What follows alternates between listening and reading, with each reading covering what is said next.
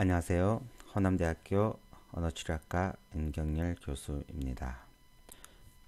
오늘 저는 여러분들과 함께 PBL에 대해서 알아보기 위해서 이 강좌를 준비하게 되었습니다.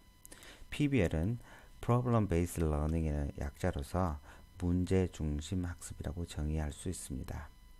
이번 강좌를 통해서 PBL을 이해하고 PBL 수업을 준비하고 그리고 나서 PBL 수업을 어떻게 평가할지에 대해서 이야기해 보도록 하겠습니다. 강좌의 구성인데요. 조금 전 말씀드린 것과 같이 첫 번째는 PBL을 이해하기 위해서 어떤 것들을 저희가 알아야 되는지에 대해서 이야기해 보도록 하겠습니다. 특히 저희는 오늘 PBL의 5가지 특성에 대해서 이야기해 보도록 하겠습니다. 다음 강좌에서는 PBL 준비를 어떻게 할 것인가에 대해서 이야기해 보도록 하겠습니다. 특히 가장 중요한 것은 PBL을 준비하는 데 있어서 문제 개발이라고 할 수 있겠습니다. 그 문제를 어떻게 개발하는지 그 방법에 대해서 알아보도록 하겠습니다. 세 번째 강좌에서는 PBL 수업을 하고 나서 학생들이 객관적인 수업 평가 아니면 자신들의 평가를 받아야 된다고 생각하기 때문에 그와 관련된 수업 평가 방법에 대해서 저희가 이야기해 보도록 하겠습니다. 첫 번째로 PBL 이해하기 위해서 다음과 같은 목차를 저희가 이야기하게 될 것입니다. 첫 번째는 우리가 학생들을 어떻게 가르칠 것인가, 두 번째는 어떤 인재를 길러낼 것인가, 그리고 나서 세 번째는 PBL의 주요 특성에 대해서 이야기해 보도록 하겠습니다. 마지막으로 제가 PBL을 해봄으로써 몇 학기 동안 시행착오를 통해서 얻은 약간의 정보를 공유하도록 하겠습니다. 첫 번째, 학생을 어떻게 가르칠 것인가입니다. 여기 첫 번째 질문이 있습니다. 학교에서 지식을 왜 가르치는가입니다. 교수님들은 어떤 대답을 하시겠습니까? 첫 번째, 시험을 잘 보기 위해서. 두 번째, 실생활에 필요하니까. 세 번째, 안다는 건 좋은 거니까.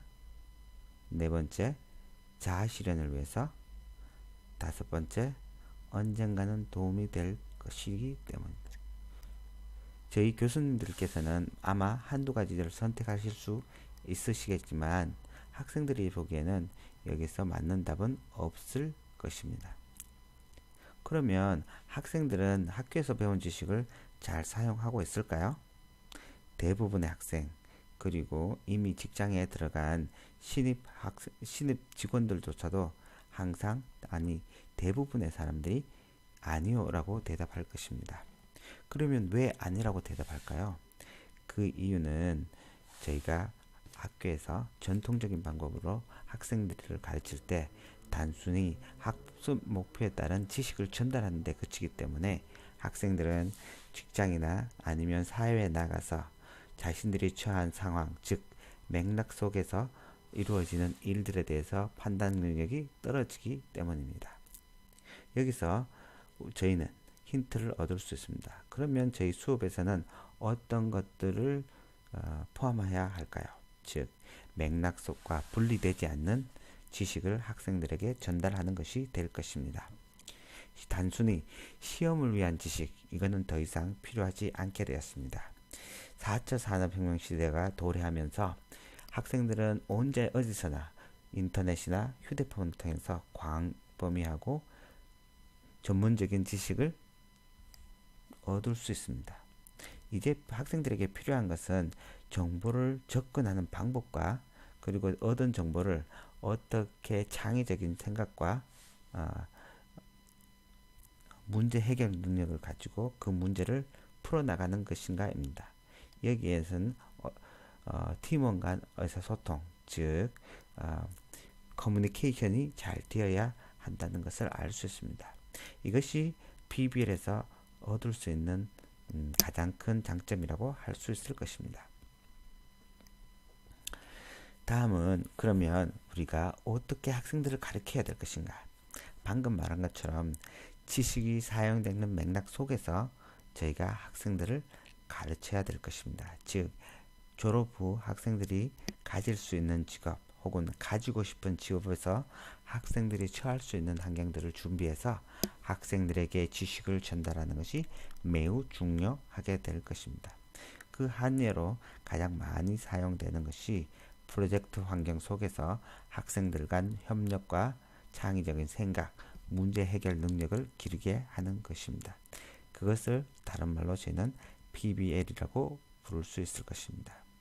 즉, 이 PBL에서는 문제가 굉장히 중요한데 그 문제는 항상 사실적인 과제, 즉 사실적인 문제를 해결해야 하는 것입니다. 즉, 지식의 활용에 초점을 두는 것이 이 PBL의 가장 큰 특징 중에 하나일 것입니다. 미국의 심리학자이자 교육학자이고 철학자인 존 듀이가 말하기를 학습자는 흥미있는 문제를 접하게 되면 스스로 탐구하고 사고하는 방법을 배우게 된다고 합니다. 기존의 강의는 어떠셨습니까? 전통적인 교수법에서는 대부분 저희 교수님들이 강의실 맨 앞에 서서 학생들에게 오늘 학습 목표와 일치하는 정보를 전달하는 데 그쳤을 것입니다. 조금 더 나아간다면 그 정보를 이해하는 방법에 대해서 부연 설명을 잘 해주는 것이었을 것입니다. 하지만 구성주의 이론에서 보면 학생들은 자라오는 환경 속에서 배운 지식이나 학생들의 인지적 능력, 학습 능력, 이 모든 것이 다르기 때문에 교수자가 전달하는 일률적인 지식은 모든 학생들이 다르게 받아들이게 됩니다. 즉, 학생들은 모두 제각각의 이해의 틀을 가지고 있기 때문에 교수자가 전달한 지식을 어떤 학생은 잘 이해하는 반면 어떤 학생들은 전혀 이해하지 못하는 경우도 생깁니다. 그러면 어떻게 이 방법을 개선해 나갈 수 있을까요? 즉, 학생이 할 수 있는 능력 범위 내에서 학습을 하도록 하는 것입니다. 즉, 학생이 처한 환경, 즉 교육적 환경, 생활적 환경, 인지적 환경, 교육적 환경 등을 고려하여 문제를 풀게 하는 것입니다. 그것을 PBL에서는 가능하게 할 수 있다고 하는 것입니다. 여기 1975년도 연구가 있습니다. 학생들은 어떻게 학습하였을 때 잘 기억하고 오래도록 간직할까요? 이 연구에서는 3일 동안 학습이 이루어진 3일 후 얼마만큼의 지식을 보유하고 있는지에 대해서 연구하였습니다. 즉, 기억에 관한 연구인데요. 읽기, 듣기, 보기, 보고 듣기 등과 같은 이러한 수동적인 학습 환경에서는 학생들이 거의 50% 정도 이하의 기억력을 갖는 반면 학생들이 능동적으로 말하며 그리고 행동하며 말하기를 하였을 때 80% 이상의 지식을 보유할 수 있었다고 합니다. 즉, 학생들이 참여하는 수업을 만드는 것이 굉장히 중요하다고 할 수 있습니다. 21세기를 위한 수업은 어떠해야 할까요? 저는 이렇게 말하고 싶습니다. 첫 번째, 창의. 두 번째, 비판적 사고력. 세 번째, 소통. 네 번째, 협동. 이 모든 것을 아우르는 수업이 되어야 할 것입니다. 이미 학생들은 광범위한 지식에 노출되어 있습니다. 인터넷으로 24시간 언제 어디서나 자기가 원하는 정보를 가질 수 있고 접근할 수 있습니다. 이것만으로 모든 것이 해결되지는 않죠. 학생들에게 저희가 가르쳐야 할 것은 어떻게 그 정보를 가지고 문제를 해결하는 능력을 기르냐는 것이죠. 그리고 문제를 해결하기 위해서는 혼자만으로 하기에는 어렵고 팀 구성원 간에 상호 역할을 분배하고 의사소통을 잘 함으로써 문제를 해결하는 능력도 기르고 협동학습하는 능력도 기르게 될 수 있을 것입니다. 문제 기반 학습이라는 것이 최근에 나타난 것이라고 하지는 않습니다. 왜냐하면 이미 저희는 예전부터 이러한 문제 기반, 문제 중심 학습을 해오고 있었습니다. 다만 그 이름이 다를 뿐이었죠. 액션 러닝, 프로젝트 스터디, 퍼포먼스 스터디, 케이스 스터디, 이 모든 것들이 프로블럼 베이스드 러닝에 들어간다고 볼 수 있겠습니다. 본 강좌에서는 이 모든 것을 아울러서 저희는 프로블럼 베이스드 러닝이라고 정의하고 강좌를 진행하도록 하겠습니다. 자, 이제 그럼 PBL에는 어떤 내용들이 있는지 살펴보도록 하겠습니다. 즉, PBL의 주요 특성에 대해서 이야기해 보도록 하겠습니다. 5가지가 있는데요. 첫 번째는 문제로부터 학습을 시작한다는 것입니다. 오른쪽에 보시면 전통적 수업은 제일 앞쪽, 왼쪽 제일 앞쪽에서부터 교수님이 그 강좌에 필요한 내용을 앞에서 전달해 주시고 그것을 얼마만큼 학습하였는지 맨 마지막 수업이 종료되기 전 단순한 문제, 가르쳐준 지식을 잘 보유하고 있는지 혹은 인위적이면지 그 문제를 풀 수 있도록 만들어주는 그런 문제를 제시하여 학생들의 학습 능력을 검사하였습니다. 하지만 PBL에서는 이러한 과정을 거치지 않습니다. 즉, 첫 번째, 수업 시작과 동시에 저희는 문제를 제공합니다. 그 문제는 조금 전에 말씀드렸듯이 단순하고 인위적인 문제가 아니라 학생들이 사회에 나가서 겪을 수 있는 맥락 속에서 개발한 문제를 제공합니다. 그 문제들은 복잡해야 하고 실제적이어야 합니다. 이 과정을 통해서 즉 이러한 어려운 문제를 풀므로 해서 전문가의 사고 과정을 학생들이 느낄 수 있게 하고 문제 해결 능력을 기르게 하는 것입니다. 즉 첫 번째 특성은 문제로부터 시작한다 입니다. 두 번째 특성은 학습자 중심의 문제입니다. 즉 교수자 중심이 아니라 모든 것이 학습자 중심으로 바뀌는 것입니다.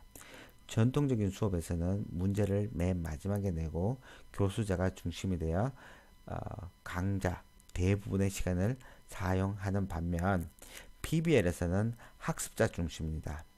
즉 학생들에게 학습에 대한 주인의식을 갖게 함으로써 주체적으로 문제를 해결할 수 있게 하는 것입니다. 학생들은 수업과 동시에 문제를 받아들게 되고 팀원 간 협력하여 문제를 해결할 수 있도록 활동하게 됩니다. 교수자는 정보를 전달하지 않고 학생들 간의 문제를 해결할 수 있도록 그 활동을 도울 수 있는 도우미로서의 역할을 하면 됩니다. 세 번째 특성은 소그룹 활동입니다. 즉 팀 활동인데요. 모든 학생들은 문제를 해결하기 위해서 각자가 맡은 부분을 문제를 해결하고 그 준비해온 내용들을 팀원 간의 의견을 통해서 동의를 구하고 자신이 해결한 문제를 팀 활동에 반영하게 됩니다. 즉 이때는 팀원 간 의사소통이 굉장히 중요합니다. 뿐만 아니라 팀원 간 서로 신뢰하고 존중하는 팀워크 향상이 필요합니다. 그 다음 PBL의 주요 특성은 자기 주도 학습입니다. 누가 시켜서 하는 것이 아니라 스스로 문제를 해결해야 합니다. 문제가 아무리 복잡하더라도 학생들은 자신이 스스로 문제의 해결 방안을 찾아보고 그 찾아본 방안을 팀원들 혹은 클래스 전체에서 발표하고 토의를 하고 피드백을 갖는 시간을 가짐으로써 자기 스스로 문제를 해결해 나가며 학습하는 과정을 거치게 됩니다. 다섯 번째는 교수자의 역할이 완전히 변화하게 됩니다. 전통적인 수업 방식에서는 교수자는 교실 맨 앞에서 지식을 전달하는 전달자로서의 역할을 하였다면 PBL에서는 진행자 혹은 촉진자, 코치, 와 같이 팀원들이 활동하고 있는 환경 속에 들어가서 한 명의 팀원으로 활동하든지 아니면 문제점이 있으면 그것을 푸는 방법을 갖다가 도와주는 그런 코치의 역할을 하게 됩니다. 이제까지 5가지 특성을 알아봤고요. 그러면 다음은 PBL의 절차에 대해서 살펴보도록 하겠습니다. PBL의 절차는 문제를 제시하고 그리고 맨 마지막에 학습 결과를 정리하고 발표하는 것까지 여러 단계를 거치게 됩니다. 이 단계를 각각 살펴보면 지금 보시는 표와 같습니다. 첫 번째, 문제를 제시하고 문제를 제시받은 학생들은 문제를 분석하기 시작합니다. 문제에 적힌 사실이 무엇인지, 그러면 어떤 가설을 세울 수 있는지, 그러면 학습 계획을 짤 때 각 팀원들 간에 이를 변부해서 A, B, C 학생이 각각 무슨 내용을 조사해왔는지, 조사해온 내용을 다시 만나서 하나로 합치면서 더 학습해야 될 내용이 있는지를 알아보는 과정을 거치는데 이것을 문제 분석 및 학습 과제 도출이라고 할 수 있습니다. 이렇게 모은 자료를 팀원 간의 의사소통을 통해서 문제를 해결하려고 노력합니다. 만약 문제가 해결되고 해결안이 도출된다면 그 다음 단계로 나아가겠지만 문제 해결이 되지 않는다면 다시 문제 해결을 위한 자료 수집 단계로 돌아가게 됩니다. 여기서는 또다시 각각 피험자들이 정보를 주고받고 역할을 나눈 다음 정보를 수집해서 다시 만나서 의사소통을 통해 의견을 수렴하는 과정을 거치게 됩니다. 다시 한번 문제 해결이 되었는지 질문을 던지고 해결이 되었다면 각 팀이 앞에 나와서 자신들의 활동 내용을 발표하고 결과를 도출하게 되는 과정을 거칩니다. 이때 교수자는 마지막으로 간단한 미니 렉처를 통해서 내용을 정리해 줄 수 있습니다. 다음은 문제 분석표인데요. 조금 전에 보셨듯이 네 개의 섹션으로 나누어진 표가 있습니다. 초록색 부분은 이미 적혀져 있는 부분이고요. 아래쪽 부분은 여러분들의 이해를 돕기 위해서 어떤 내용들이 그 칸에 들어가야 될지를 적어 놓은 것입니다. 네 개의 섹션은 다음과 같이 생각, 이미 알고 있는 사실, 학습 과제, 학습 계획 이렇게 4가지로 나누어지는데요. 이것은 활동지로서 학생들이 매 수업마다 이 활동지를 받고 활동을 할 때마다 여기에 기입하게 됩니다. 첫 번째 문제를 받게 되면 학생들은 이미 알고 있는 사실, 즉 문제 속에 들어있는 사실들을 분석하기 시작합니다. 분석을 통한 내용을 알아낸 내용은 사실, 팩트를 안에 다 적어 넣습니다.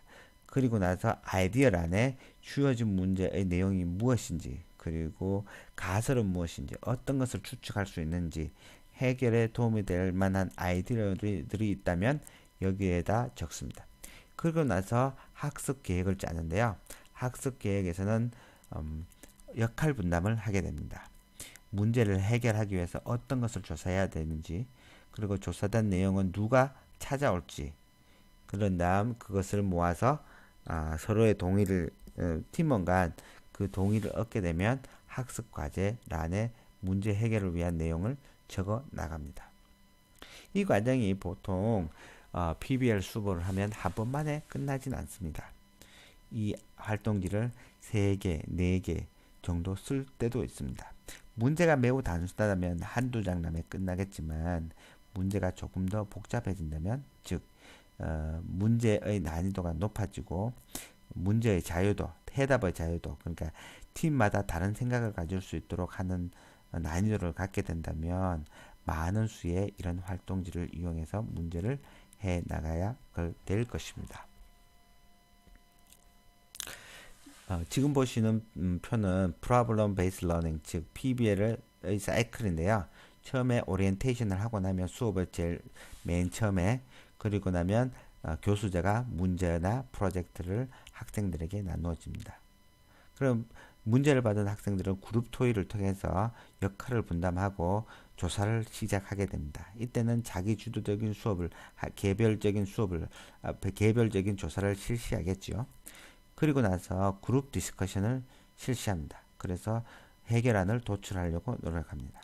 이 과정을 여러 번 거친 다음에 해결안이 도출된다면 그룹은 발표 준비를 하게 됩니다. 발표 준비를 한 다음 전체 클래스에, 그러니까 전 학급에 문제 해결 방안을 발표하게 됩니다. 이때 발표가 끝나고 나면 교수자는 이때까지 활동한 내용에서 중요한 부분, 꼭 알아야 될 것을 미니 렉처로 학생들에게 전달할 수 있습니다. 그리고 나서 피드백이나 교수자 혹은 학생 평가를 실시함으로써 한 사이클의 PBL을 마무리 지을 수 있을 것입니다. 다음은 주의사항인데요. 지금까지 알아본 것은 PBL의 주요 특성이라든지 아니면 사이클 절차, PBL의 절차에 대해서 저희가 이야기했다면 이런 지식을 가지고 제가 지난 4학기 동안 해본 결과 어떤 문제점을 발견했는지에 대해서 잠깐 말씀드리도록 하겠습니다. 첫 번째는 교수자의 욕심이 너무 크면 안 된다는 것입니다. 저 또한 학생들과 재밌고 아주 유용한 PBL 수업을 하기 위해서 여러 가지 안전장치도 준비하고 문제 개발에도 혼신의 힘을 기울였습니다. 그래서 얻어낸 문제가 6개 팀이 있다면, 한 클래스에 6개 팀이 있다면 6개 팀이 똑같은 답을 도출하는 것보다는 조금씩 자기들의 아이디어를 많이 가미할 수 있도록 문제의 자유도를 높여 주었습니다. 이러다 보니 제가 생각했던 것보다 너무 어려운 문제를 학생들에게 준 결과를 낳았습니다. 그래야 학생들이 너무 어려워하거나 혹은 너무 많은 시간을 과제를 해결해 나가는데 시간을 쏟게 되었습니다. 그러므로 교수님들은 학생들의 수준을 고려해서 문제를 준비하고 만드는 것이 굉장히 중요하겠습니다. 두 번째는 문제의 난이도입니다. 자유도와 난이도라고 저는 말하고 싶은데요. 자유도는 학생들이 문제를 해결할 때 얼마나 자유로운 답을 제출할 수 있나입니다. 딱 한 가지 정해진 답이 아니라 어떠한 답도 괜찮을 수 있습니다. 만약 학생들이 1, 2학년처럼 저학년일 경우에는 자유도가 낮은, 즉 답이 한두 개지로 수렴되는 문제를 만들면 좋을 것이고요. 3, 4학년들이라면 문제의 난이도를, 자유도를 넓혀서 매 각 팀이 다른 답을 얻을 수 있도록 만드는 것도 좋은 방법이라고 할 수 있겠습니다. 그 다음은 문제의 난이도인데요. 문제의 난이도는 얼만큼 어려운가 있는 겁니다. 단순히 직관적으로 문제를 풀 수 있게 하는 것보다는 학생들이 문제를 보았을 때 내가 앞으로 나가서 앞으로 직장을 가졌을 때 어떤 문제에 부닥치고 이 문제를 해결하기 위해서는 더 많은 노력과 정보를 수집해야 되겠다는 것을 느끼게 하는 것입니다. 그 다음은 제가 느끼는 학생들에게서의 문제인데요. 이것을 학생들의 욕심이라고 할 수 있는데 팀빌딩이 굉장히 어렵습니다. 많은 교수님들이 해보셨겠지만 팀빌딩에서 학생들은 자기와 친하거나 아니면 편한 학생들과 하고자 합니다. 이럴 때 문제가 되는 것은 학생들이 너무 자기와 친한 사람과 하다 보니 학생들의 능력을 고려하지 않는 경우가 많습니다. 팀빌딩에서 이상적인 방법은 각각 능력이 다른 친구들이 모여서 하나의 팀을 이루는 것입니다. 즉 예를 든다면 어떤 학생은 컴퓨터 활용 능력이 좋아서 문서 편집을 하고, 어떤 학생은 리더십이 좋아서 팀의 리더를 할 수 있고, 어떤 사람은 자료를 정리해서 자료 정리하는 사람이 있을 수 있고, 어떤 학생은 스케줄 관리를 전담하는 학생이 있을 수 있습니다. 이런 학생들이 친하진 않지만 한 팀으로 이루어진다면 정말 훌륭한 팀 활동을 할 수 있을 것입니다. 두 번째는 학생들의 주중 학습량인데요. 이거는 문제의 난이도와 관련될 수도 있는데 PBR이라는 것 자체가 저희가 할당받은 3시간 내지 1시간 반 만에 해낼 수는 없습니다. 그러다 보니 학생들이 과제를 집으로 가져가는 경우가 많습니다. 저 혼자 학과나 아니면 학교에서 PBL을 한다면 별 문제가 안 될 수 있겠지만 이 학생들은 서너 과목을 한꺼번에 PBL을 실시할 수 해야 할 수도 있습니다. 그러다 보니 한 과목에서 너무 많은 과제 아니면 활동에서의 난이도 때문에 활동 자체를 집으로 가져가서 하게 된다면 학생들의 불만이 많이 높아질 것이고 학생들은 이 과목을 어려워하게 될 것입니다. 그러므로 되도록이면 문제의 수준은 그 수업 내에 해결할 수 있는 사이즈의 문제를 제공하는 것이 좋겠습니다. 그 다음은 PBL의 평가 기준인데요. 평가 기준 자체가 학생들의 활동 과정을 평가하는 것이다 보니 단순히 객관적, 그러니까 오지선다형이나 사지선다형을 해서 어떤 것을 골라서 정답과 부정답 이렇게 나눌 수는 없습니다. 그러다 보니 학생들은 항상 불안해 할 수 있습니다. 내가 교수님한테 잘 보여야 이 과목에서 좋은 점수를 받을 수 있나? 아니면 활동지를 얼만큼 잘 써야 좋은 점수를 받을 수 있나? 이런 것들이죠. 그래서 우리가 세 번째 시간에서 다룰 내용이기도 하지만 PBL에서 자기평가와 교수자 평가 이런 것들을 어떻게 할 것인지에 대해서 다루게 될 것입니다. 여러 가지 안정장치를 마련함으로써 학생들의 불안감도 줄여주고 학생들이 PBL 수업에 잘 참석할 수 있도록 만들 수도 있습니다. 자, 여러분 어떠셨나요? PBL에 대해서 어느 정도 이해가 되셨나요? PBL은 앞으로 학생들이 사회에 나가서 할 일들을 학교 내에서 경험해보게 하는 수업입니다. 단순히 정보를 전달받아서 나가는 것이 아니라 그 정보를 활용해서 장차 갖게 될 직업에서의 맞닥뜨릴 문제들을 해결을 해보고 동료들과 의사소통하는 훈련을 해보는 과정이 되겠습니다.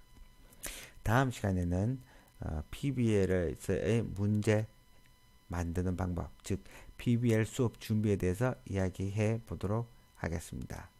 오늘 한 내용의 연장선상에서 문제를 어떻게 개발할지에 대해서 이야기하게 될 것입니다. 오늘은 여기까지입니다. 감사합니다.